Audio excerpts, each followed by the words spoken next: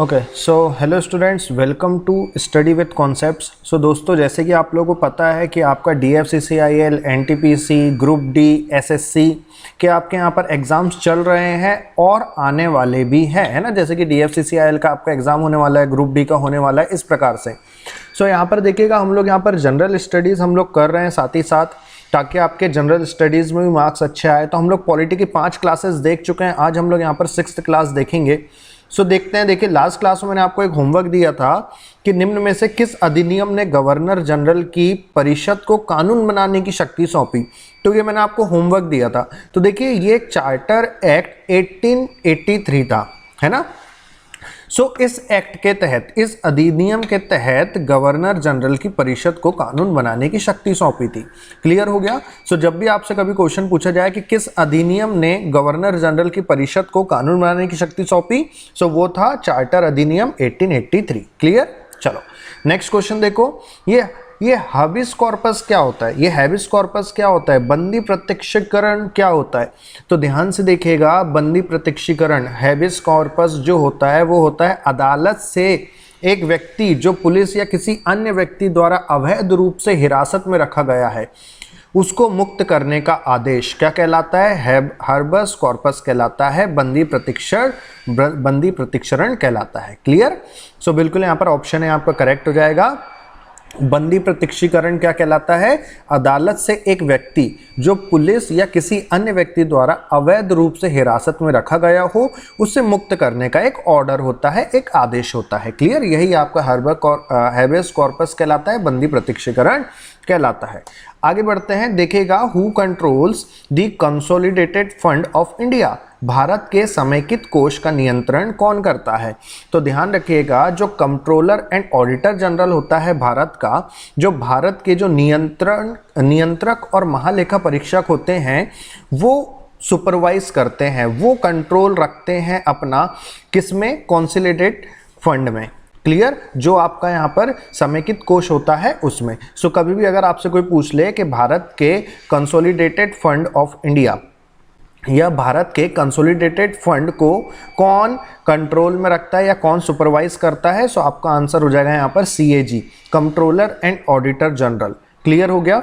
आप लोग में से मुझे कोई कमेंट करके बताएगा क्या कि CAG अभी प्रेजेंट में कौन है हमारे इंडिया के? हमारे प्रेजेंट में CAG कौन है? कंट्रोलर एंड ऑडिटर जनरल कौन है?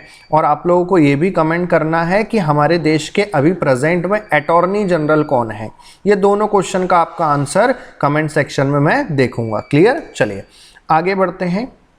देखिएगा यहाँ पर क्या लिखा है, which of the following is not a constitutional arrangement? So इसमें से यहाँ पर निम्न में से कौन संवैधानिक व्यवस्था नहीं है?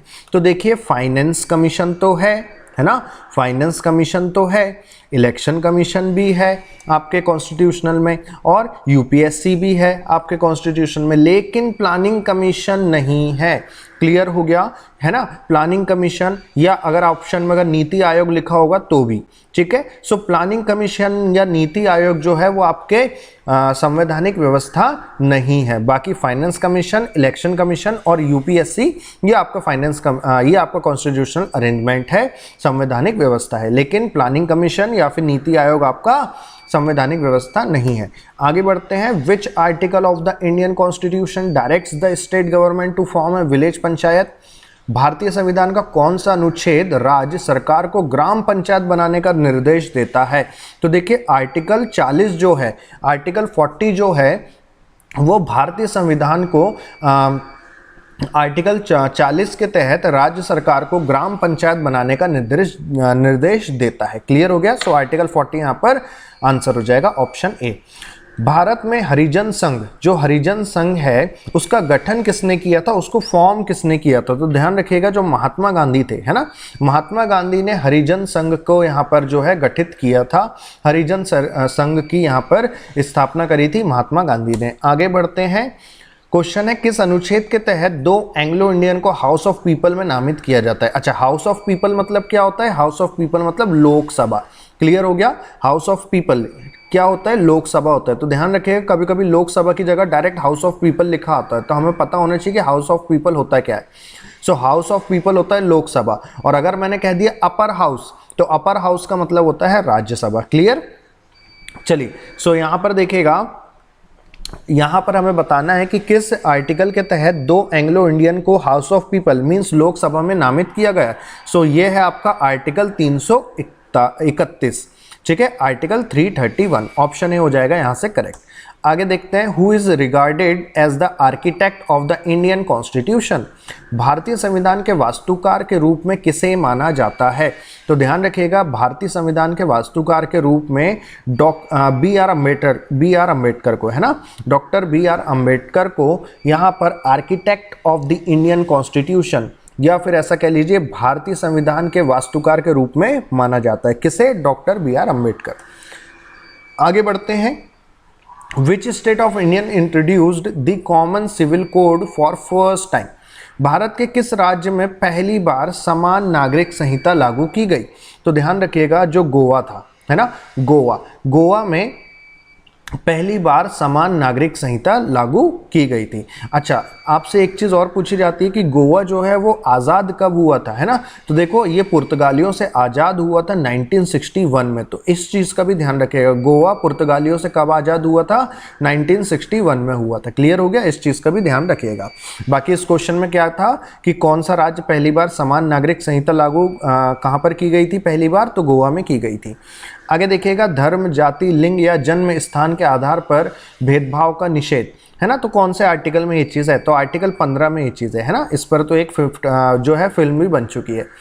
आगे बढ़ते हैं, फिस्कल डिफिसिट इज, ये राजकोषीय घाटा क्या होता है? तो ये तो हम लोगों ने इकोनॉमिक्स एंड मार्केटिंग क्लास में भी हमने पढ़ा था, फिस्कल डेफिसिट क्या होता है, राजकोषीय घाटा क्या होता है। तो देखिए, सरकार के कुल राजस्व और कुल व्यय के बीच का अंतर, the difference between total revenue, जितना भी रेवेन्यू हुआ है और जितना भी खर्चा हुआ है गवर्नमेंट का, उसके बीच का डिफरेंस क्या कहलाता है? फिस्कल डेफिसिट कहलाता है। The difference between total revenue and total expenditure of the government, that is called fiscal deficit. The next question is, in which list is education included in India? ये भी हम लोग economics and marketing की class में हम लोग पढ़ चुके हैं। सो भारत में शिक्षा को किस सूची में शामिल किया गया है? सो ये किया गया है सर कॉन्करेंट लिस्ट में, समवर्ती सूची में, है ना। एजुकेशन को किस में किया गया है? कॉन्करेंट लिस्ट में किया गया है, समवर्ती सूची में किया गया है। आगे बढ़ते हैं, when was RTI act contacted India? RTI अधिनियम भारत को कब लागू किया गया था? तो ध्यान रखिएगा, आरटीआई एक्ट जो है वो भारत में लागू किया गया था 15 जून 2005 को। बहुत इंपॉर्टेंट क्वेश्चन है, बहुत बार वाला क्वेश्चन रिपीट भी हुआ है। सो आरटीआई जो है वह लागू हुआ था कब? 15 जून 2005 को। आगे बढ़ते हैं, देखिएगा यहाँ पर अगला क्वेश्चन है, the right to property was deleted from the list of fundamental rights by which of the amendment of Indian constitution. संपत्ति के अधिकार को भारतीय संविधान के किस संशोधन द्वारा मौलिक अधिकारों की सूची से हटा दिया गया था? सो देखिएगा, जो आपका जो राइट टू प्रॉपर्टी है ना, ये आपका आर्टिकल 44th अमेंडमेंट में ये हटा दिया गया था, है ना। 44th अमेंडमेंट के द्वारा, 44वें संशोधन के द्वारा राइट टू प्रॉपर्टी को फंडामेंटल राइट से हटा दिया गया था। अच्छा, अब क्वेश्चन ये आता है कि 44वां जो संशोधन है, जो 44th अमेंडमेंट है, वह कब हुआ था? तो ध्यान रखिएगा, ये हुआ था 1978 में। कब हुआ था बेटा?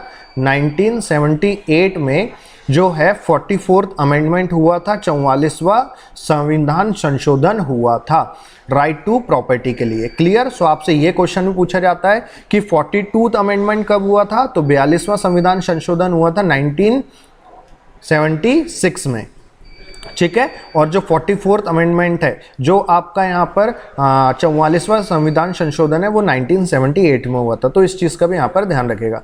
नेक्स्ट क्वेश्चन देखते हैं। अगला क्वेश्चन यहाँ पर है, who has headed the 7th पे कमीशन? 7वें वेतन आयोग का नेतृत्व किसने किया? तो देखिएगा, जो 7वां वेतन था उसका जो हेड थे वो कौन थे? ए.के. माथुर जी। कौन थे? ए.के. माथुर। तो यहाँ पर आपका ऑप्शन सी जो है वो करेक्ट आंसर हो जाएगा। Who has headed the 7th पे commission? So the answer is A.K. Mathur. आगे बढ़ते हैं, यहाँ पर नेक्स्ट क्वेश्चन देखिएगा, by which act public service commission in India was established for the first time? Bharat में किस अधिनियम द्वारा लोक सेवा आयोग पहली बार स्थापित किया गया था? तो देखिएगा, भारत में पहली बार जो अधिनियम द्वारा लोक सेवा आयोग पहली बार स्थापित किया गया था, सो वो गवर्नमेंट ऑफ इंडिया एक्ट 1990 द्वारा किया गया था। Clear? By which act public service commission in India was established for the first time? So government of India act 1990। Clear? The next question, ये अब आप लोग के लिए यहाँ पर होमवर्क रहेगा, क्या है? Which among the following is not correctly matched? इनमें से कौन सा यहाँ पर जो है वो सही नहीं है? ठीक है, ये आपका मैच द फॉलोइंग है, इसमें से कौन सा सही नहीं है? शेड्यूल के बारे में है, सभी को पता है टोटल यहाँ पर 12 शेड्यूल होते हैं। मैंने आपको एक ट्रिक भी बताई है, क्या है? टीयर्स ऑफ ओल्ड पीएम, है ना, टीयर्स ऑफ ओल्ड पीएम। ये ट्रिक है किसकी? 12 शेड्यूल को याद करने की।